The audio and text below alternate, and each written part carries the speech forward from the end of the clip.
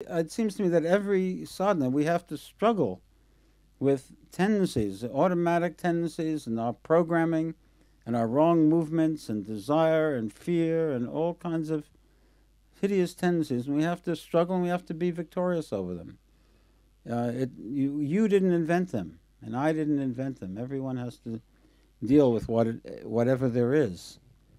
He says he says that these great yogis have not been exempt. They have sometimes been special objects of such persistent assault. Some of them have been absolutely barraged. And I have a theory that if you're really looking for the highest, you want the absolute. Do you want the absolute? Or are you willing to just a little peace in this life? A nice split level in a nice neighborhood, a nice mid-range car, maybe a, what's a good mid-range car? Honda?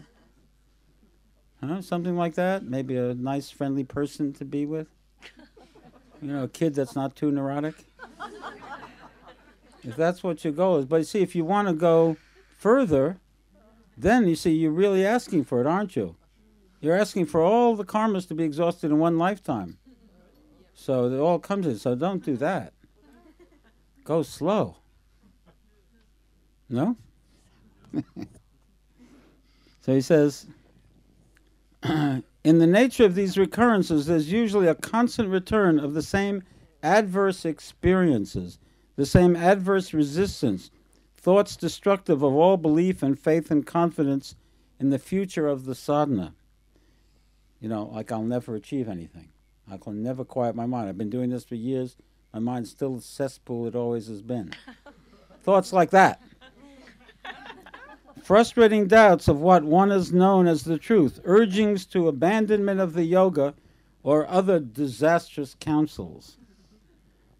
The course taken by the attacks is not indeed the same for all, but still they have strong family resemblance. He says, one can eventually overcome if one begins to realize the nature and source of these assaults. Have you ever felt that your mind was assaulting you with a particular tendency?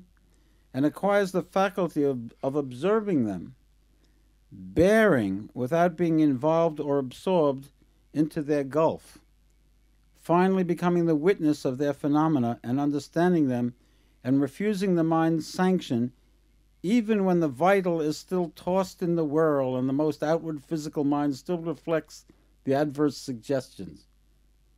Well, that's a little of his jargon, but it's saying that even when your mind just assaults you with negativity, tearing thoughts, I'm worthless, I'm no good, even then you have to stand your ground and just let that stuff wash over you and remain as a witness, understanding that it's just a movement, it'll pass, and that it's not the real truth. And of course that's very, very difficult. It's very easy to be swept because the mind, your own mind, is operating inside your own brain, can convince you of almost anything. So you have to really have some distance on it. You have to see what it does. Its tricks. They're not that many, and your own particular tricks, they'll recur. You'll recognize them, and then you can get a little detachment. He says, in the end, these attacks lose their power and fall away from the nature. Their occurrence becomes feeble or has no power to last. Even if the detachment is strong enough, they can be cut out very soon or at once. Well, Patanjali says that too. There are some tendencies that are very strong. Like Freud would say that, trauma. When you have intense trauma accompanied by a lot of horrific emotions, then that's imprinted very powerfully. And so it's no joke to get rid of it. You have to do that probably gradually, bit by bit. But other things, negative tendencies, aren't that strongly in us. And sometimes we can overcome them just by little wisdom. Like, don't go there. That's what they say in New York. Don't go there. Don't go there. Yeah? Tell your mind, don't go there.